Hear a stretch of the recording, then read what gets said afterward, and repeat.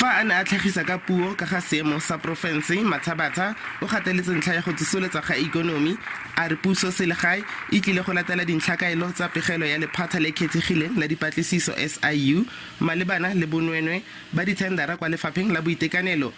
Mo ditatofatsong tsa go reka ga dilwana tse sireletsang kgatlhanong le coronavirus e seng ka fa molaong, makokokganetso le mekgatlho e lwantshang bonweenwee ga bana tshepo fa Mathabatha a tlile go itsise dikgato tse bogale go otlhaya batlhankela ba supilweng mo pegelong. Se re tshwenyago jwala ka Kgatelelo Foundation go gore premier a senka a tswelela semmušo publicly go bontšha gore ke ka ba ke bomang di politician go ba ke bomang ba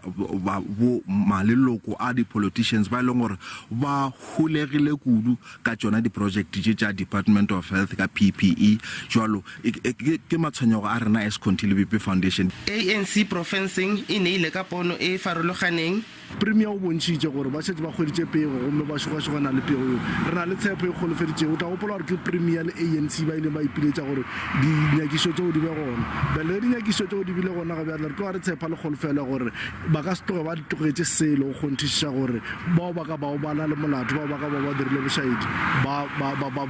they are brought into the book.